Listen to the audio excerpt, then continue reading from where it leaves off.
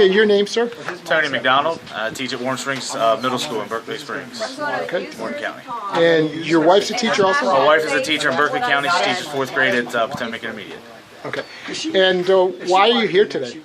Well, I'm here in support of all my fellow teachers and funding of PEIA, as one of our legislators said that we should take a second job or cut our internet to help offset the cuts from the finance board.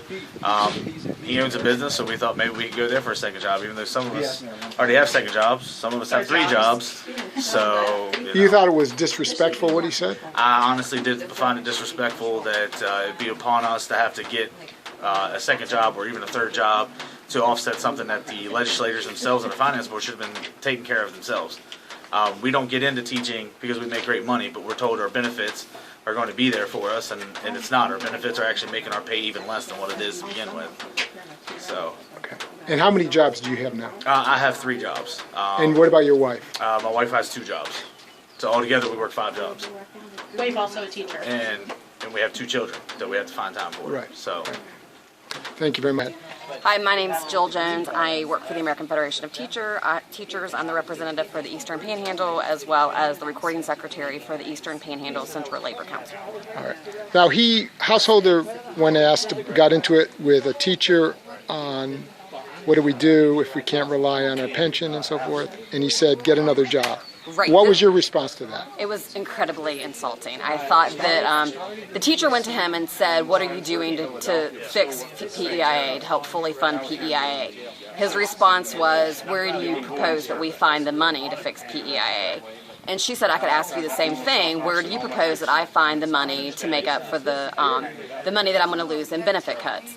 And his response was, get a second job, get a summer job, cut your internet, or contribute less to your retirement, which is incredibly insulting to teachers. It's demeaning to the profession. And it shows a complete lack of empathy, I think, and support for teachers. And one point that I think is very ironic, it's interesting, is as we planned this event today, I sent emails to all the AFT members in the Eastern Panhandle.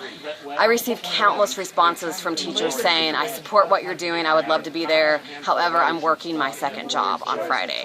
So the vast majority of teachers do have a second job. They do have a job in the summer. So for him to make those comments was very insulting. His wife met you at the business, and she was the person who greeted everyone, and she said she has a second job, she's a teacher. Have you ever had any interaction with her as a teacher? Or? I have not. I know where she works in Jefferson County. I do know where she works, but I've never had any interaction with her. Okay, well, what about her point? Hey, I've got a second job, you get a second job. Well, I think she didn't say that, but she said I have a second job. Yeah, I think we're not here protesting the fact that teachers do have second jobs. It's a reality. When your starting salary is $30,000 a year, people who have a family, the vast majority of people have a second job. So we're not refuting that.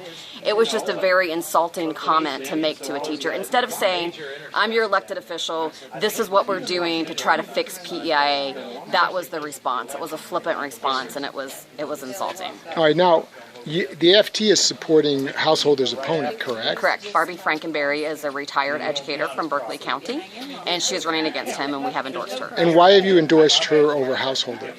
Well, she's a former teacher. She is very teacher-friendly. She is employee-friendly.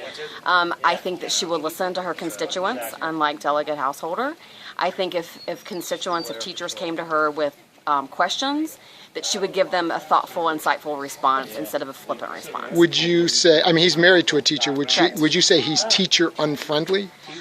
Based upon his voting record, he said that he supports finding a solution for PEIA. However, he voted down the cigarette tax increase. That was the only viable option that was on the table, was a cigarette tax increase.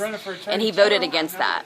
So although he says he supports fixing PEIA, his words don't show it through the Twitter exchange, nor do his votes. And how did he end up fixing it? How did the legislature fix it, and how did he come out on it? So what happened is it's still somewhat of a Band-Aid fix. They passed a 65-cent cigarette tax increase, which did reduce. Originally, it was going to be $120 million in benefit cuts, and it reduced it to $40 million in benefit cuts. So that did make a difference. Householder voted against the 65-cent cigarette tax. Originally, a 45-cent cigarette tax was proposed, and he voted against that as well. He said he would not vote to support any tax increase.